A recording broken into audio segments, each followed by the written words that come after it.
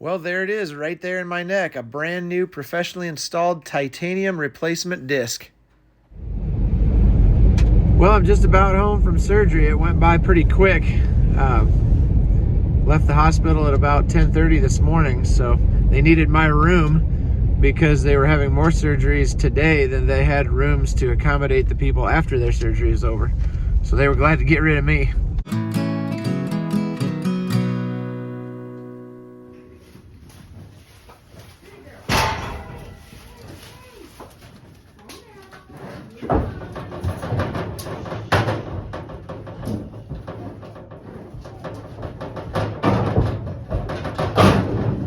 Well, it's a heat wave today, folks. It's 56 degrees outside. It's Sunday evening. I'm just outside enjoying the sounds of the birds and the kids playing and coming out to say hi to the cows.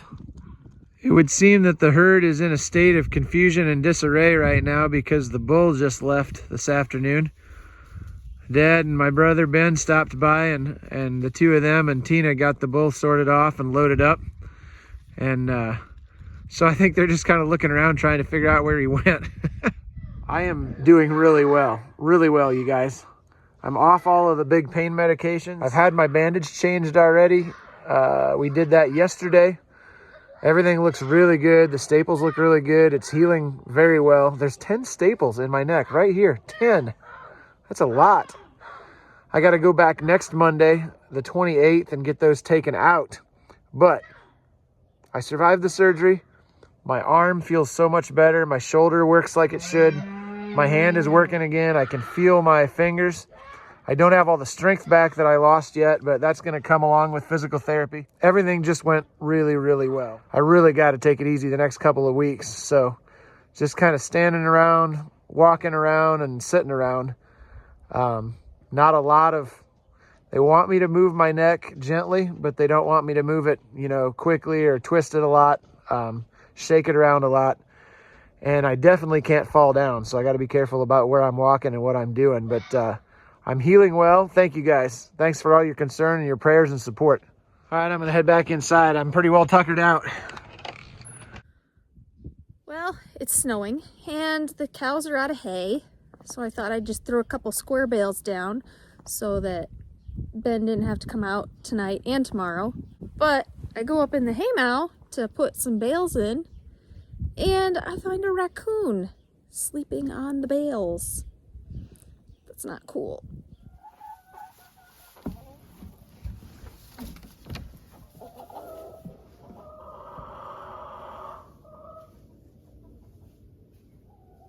Well, here we are on Friday afternoon.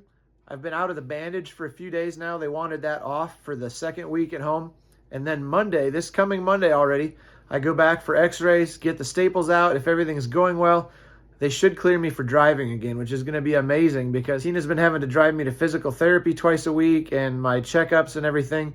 And it's just, for her, it's like having another kid around. So if I can get back to driving, that's going to be great. Hey, I thought I'd share with you guys. I kind of forgot all about this, but I found on my phone, I've got some really cool footage from Precision Planting's winter conference. And the reason I never got to share that with you was because I was there and back 2 or 3 days before I had my MRI and found out I was going to have surgery. So things got crazy. But there were a few really cool things that I saw at winter conference that I want to make sure you get to see as well. Now, I've never been to winter conference before, but even I could tell that this was not a typical winter conference. What would you expect to see at Precision Planting winter conference? Probably something like this, right? Is he's going to make the proper adjustment. He's going to bring that closer and he's going to shim it. Are you ready? I think we're ready. So Tyler's going to lift it up again. We see the rotation that time? Yeah. Now we know we have our gauge wheel shimmed properly. We aren't going to be bringing that dry soil in, and we're going to be protecting that yield because we're going to have good and consistent emergence. All the planter stuff was just exactly like you would expect it to be. Lots of good tips and tricks for maintenance, checking over things, little details to pay attention to make sure your planter's going to do a good job before you get it out in the field. But what nobody was expecting to see at winter conference was a sprayer. There was a lot of cool stuff on that sprayer.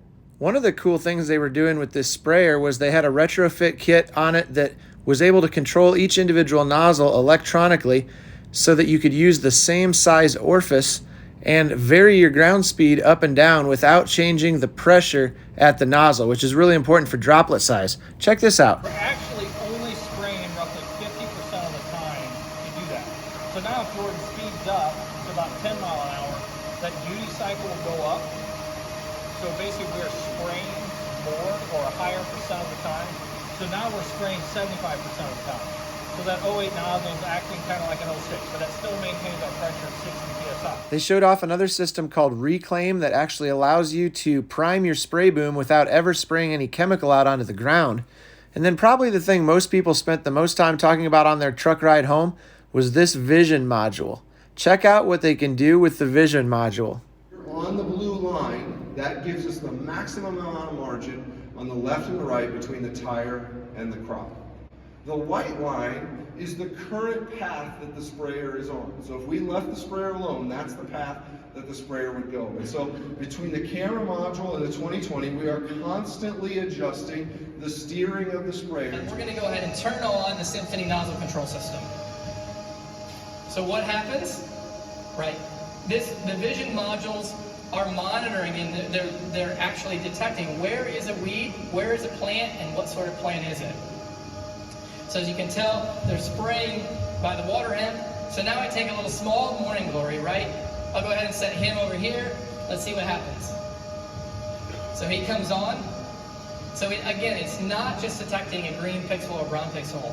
We're taking information, and that machine vision software is actually applying that to be able to say, absolutely, there's a corn plant there, but absolutely, there is also a 1-inch Morning Glory that is detecting and saying, nope, we're spraying, right? This isn't just a corn plant, we're hitting it.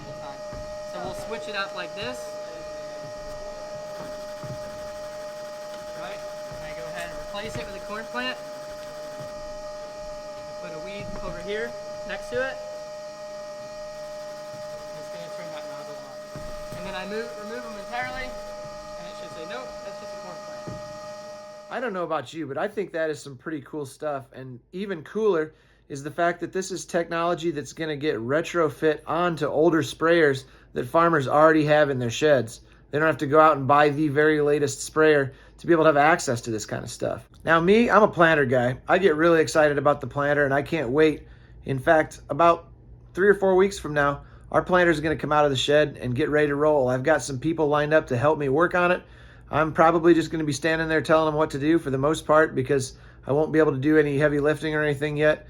I've got to take care of myself first, but I'm super excited about getting the planter out, getting it ready to roll. Now I realize this was kind of a weird video, but my life is pretty weird right now, so I apologize about that. You just got to come along with me, and it is what it is.